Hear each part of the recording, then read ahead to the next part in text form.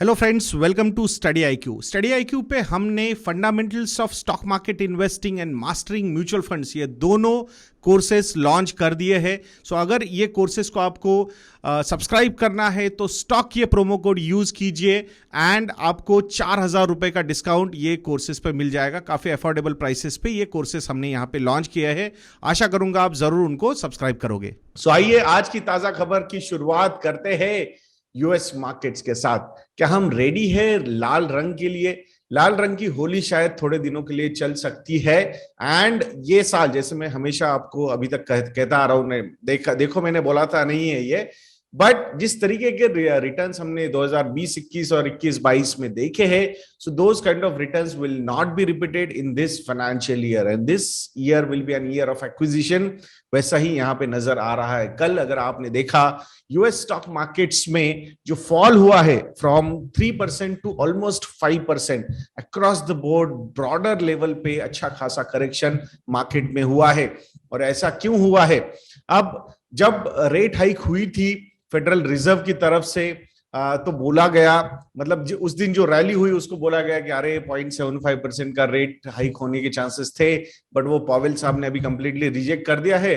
0.5% we don't have any problem and that's why market rally.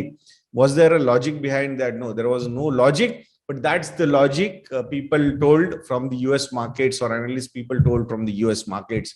अब rising interest rates रहेंगे तो definitely equity as an asset class को challenge तो pose होगा ही होगा, because fix income securities are getting developed for these institutional buyers and that's why that's ये यहाँ पे हो रहा है। सो यूएस मार्केट्स कल अच्छे खासे नीचे आ गए। अब कल बैंक ऑफ इंग्लैंड ने भी इंटरेस्ट रेट हाइक किए हैं, और बट उन्होंने कुछ प्रेडिक्शंस दिए हैं, प्रोजेक्शंस दिए हैं, and those projections markets did not like across the world. तो उनका कहना है कि डबल डिजिट इन्फ्लेशन जा सकता है, there is a possibility of double digit inflation in coming months and plus यहाँ पे मतलब यूके मार्केट के बारे में उन्होंने बोला था कि रिसेशन में भी जा सकती है इकोनॉमी, यानी 2 क्वार्टर के लिए इकोनॉमी एक्चुअली कॉन्ट्रैक्ट भी हो सकती है रादर देन एक्सपांड। तो ये इस तरीके के जो प्रेडिक्शंस आए बैंक ऑफ इंग्लैंड की तरफ से, सो वो भी मार्केट ने कल बहुत ज्यादा नेगेटिवली लिए। सो वो भी एक रीजन था ओवरऑल ग्लोबल सेल ऑफ का। अब ब्रेंट क्रूड की प्राइसेस की अगर हम बात करते हैं तो $110 पर बैरल पे ब्रेंट क्रूड ट्रेड हो रहा है।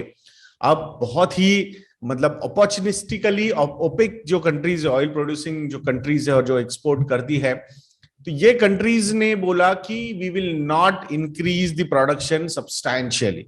वो उन्होंने अपने लिमिटेशंस वगैरह बताए, बट मेजरली सबको पता है कि जिस तरीके से from fossil fuel to clean energy की तरफ वर्ल्ड का झुकाव जाता हुआ नजर आ रहा है, सो उन्हें पता है कि ये 10-20 साल जितना हो सके उतना इनकम करना है, and then they will plan, they might be planning for something else, big investments, infrastructure development and all those things. So यही वो मौका है जब वो अच्छा खासा पैसा कमा सकते हैं, and that's what is happening. उन्होंने प्रोडक्शन हाइक बहुत ज्यादा हाइक करना मतलब रिजेक्ट कर दिया, थोड़ा बहुत मार्जिनली प्रोडक्शन बढ़ाने की बातें उन्होंने की है। उनको पता है overall economic activities across the world after pandemic are getting normal and that's why demand is there. तो उसका फायदा उठाने के लिए ओपेक कंट्रीज ने भी यहाँ पे अपनी चाल चल दी है, एंड दैट्स व्हाई उस न्यूज के चक्कर में कल क्रूड प्राइसेस फिर से थोड़े से ऊपर चले गए, $3 से $4 पर बैरल। अब यूक्रेन रशिया की वॉर जब खत्म होगा तभी ये क्रूड ऑयल के प्राइसेस नीचे आएंगे। Till that time I think इधर यूएस को भी बहुत सारी अपॉर्चुनिटी है to gain the market share in Europe, and plus OPEC countries को भी पता है कि भाई जो बाकी वर्ल्ड है वहां पे अच्छा खासा मतलब अगर प्राइसेस ज्यादा रहेंगे तो एक फ्लो तो उनका चल ही रहा है ना across the world to supply oil. So from that point of view, they will also keep on gaining. So let's see. I know we understand कि इंडिया को स्पेसिफिकली बहुत ज्यादा प्रॉब्लम है ये सब चीजों से, बट देखेंगे क्या क्या होता है आने वाले समय में। यूएस की 10 ईयर जिसे यील्ड कल 3% क्रॉस कर चुके हैं, 3.04% पे ये बंद हुई है, एंड हाईएस्ट लेवल इसने क्रॉस अटेंड की थी 3.10%। सो बाहुबली फिर से बहुत ज्यादा स्ट्रांग होता हुआ नजर आ रहा है और ये 3% के ऊपर सेटल हो सकता है। सो याद रखिएगा, मैंने एक इक्वेशन बताया था आप लोगों को, वीडियो भी परिमल आडे इस यूट्यूब चैनल पे मैंने अपलोड किया था कि relationship between US 10-year G-Sec yield and stock market. तो अगर वो वीडियो नहीं देखा है आपने तो प्लीज जरूर देखिएगा। So Baahubali is getting strong and that's why it is posing a lot of challenge to other asset classes. India की जो 10-year G-Sec yield है वो भी 7.40% तक कल ऊपर गई थी, मतलब 0.02% से वो थोड़ी सी ऊपर गई है। I will not be surprise, these levels will be between 7.5 to even 8% also। देखते हैं at that point of time even Indian debt market, G-Sec market will look very attractive. At that point of time we will make a video. Till that time I'll say wait and watch in these long term G-Sec funds। LIC का IPO on day 2 fully subscribe हो चुका है, thanks to policy holders, thanks to their employees, thanks to the retail investors। HNIs and जो QIB qualified institutional buyers की category है वो भी धीरे धीरे बढ़ रही है, बट उनको हमने हमेशा देखा है कि on last day of subscription वहां पे ज्यादा डिमांड क्रिएट होती है। सो देखेंगे, but looks like this is a successful IPO। 21,000 crore rupees will be raised successfully in LIC IPO। Now we are waiting for the listing day, क्या होता है इसके साथ, बिकॉज वैल्यूएशन तो अच्छा रखा है। सो लेट्स सी, देखते हैं। बाकी बैंक्स ने इंटरेस्ट रेट्स बढ़ाना शुरू कर दिए हैं। सो मतलब अब उन्होंने, बैंक ने बोला कि लोन पे तो इमीडिएटली रेज हो गए इंटरेस्ट रेट्स, एफडीज वगैरह पे इंटरेस्ट रेट्स मतलब दिल पे पत्थर रख के कहीं कहीं उन्होंने रेज कर दिया। और कहाँ रेज किए हैं, 2 करोड़ से ज्यादा अगर आपकी फिक्स डिपॉजिट्स है तो वहां पे इंटरेस्ट रेट्स रेज कर दिए हैं एफडीज के लिए।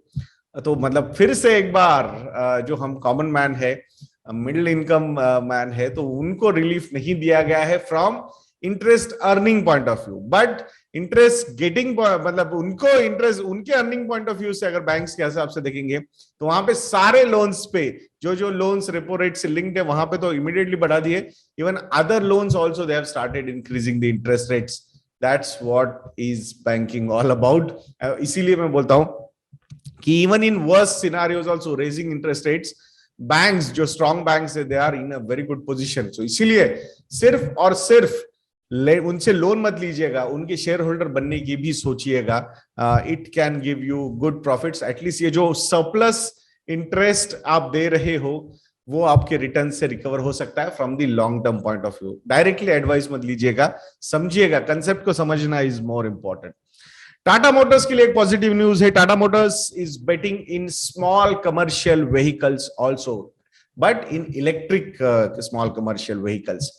उन्होंने टाटा एस, ये जो उनका बहुत ही सक्सेसफुल स्मॉल कमर्शियल व्हीकल है, उसका ई एस मतलब E version of Tata Ace launch कर दिया है एंड सितंबर में ये बाहर आएगा। मतलब प्रोडक्शन हो गया है।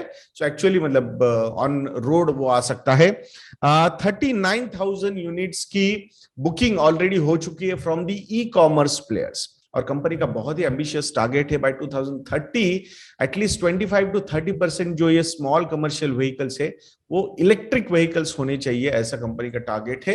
I will not be surprise, जो नॉर्मली इन चीजों के जो पेनिट्रेशन होते हैं वो बहुत ज्यादा फास्ट होते हैं। We have not heard about any fire incidences of electric vehicles specifically in 4-wheeler side. 2-wheeler में बहुत ज्यादा प्रॉब्लम्स हमने देखे थे, बट 4-wheeler साइड में प्रॉब्लम्स हमने नहीं देखे। So it's good. So from that point of view passenger vehicle में तो एक जबरदस्त early more advantage and market share, market leader की पोजीशन टाटा मोटर्स ले चुका है।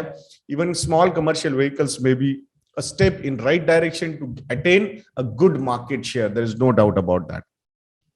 एक इंटरेस्टिंग स्टडी के बारे में भी मैं पढ़ रहा था। 45% ग्रोथ हुई है इन active internet users in rural India. ये एक रिपोर्ट ने बोला है सिंस 2019, मतलब ये लास्ट 3 सालों में 45% से इंटरनेट यूजर्स बढ़े हैं रूरल इंडिया में।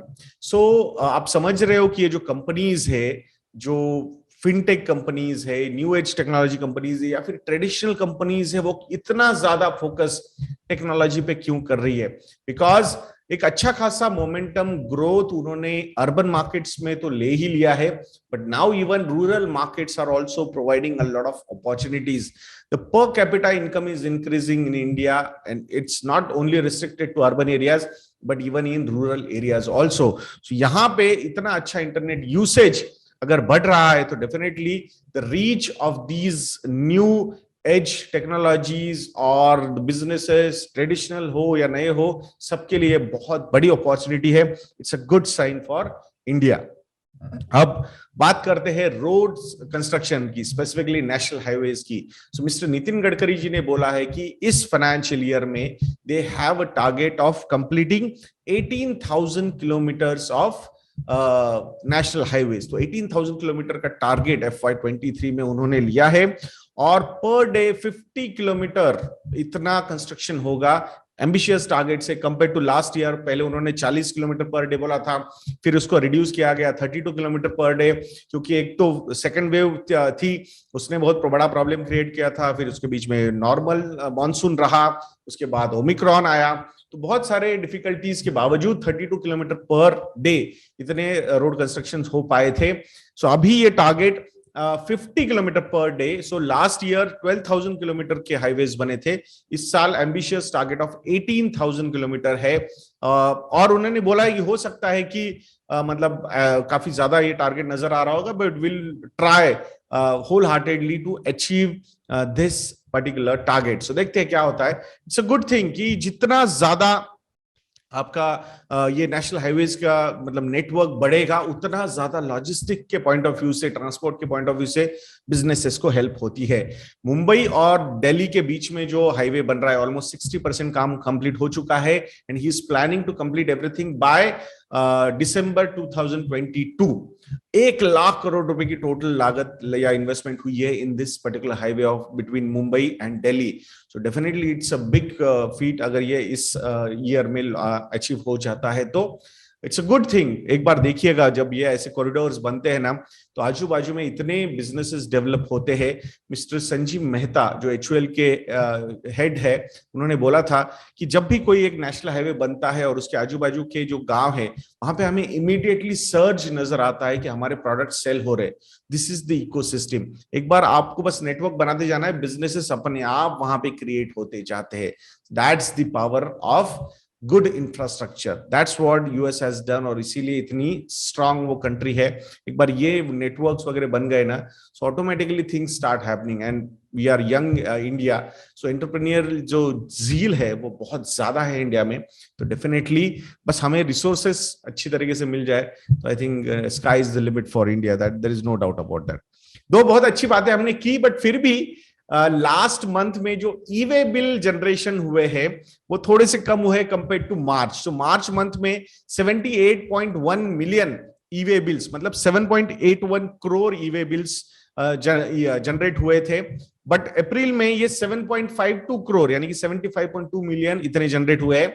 सो एक्सपेक्ट सम नॉर्मल, मतलब जो लास्ट मंथ हमने देखा था बम्पर 1.68 लाख करोड़ रुपीस का GST कलेक्शन, तो उतना नहीं होगा।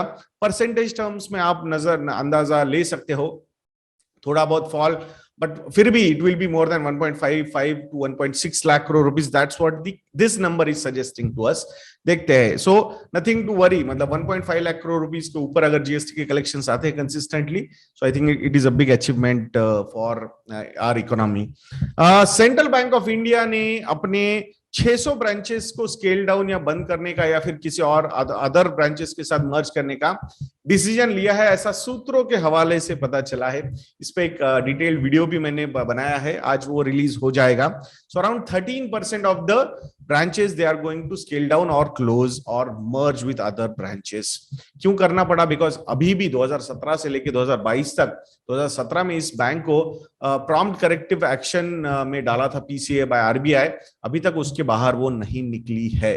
सो नहीं निकली है मतलब अभी भी फाइनेंशियल पॉइंट ऑफ व्यू से, financial health point of view से, risk management point of view से, so there are some parameters which this bank needs to achieve, specifically profitability point of view से, अगर cost point of view से अगर आप देखोगे तो, and that's why they might have taken this decision। इस पे एक डिटेल्ड वीडियो मैंने बनाया है, आज वो रिलीज कर दूंगा।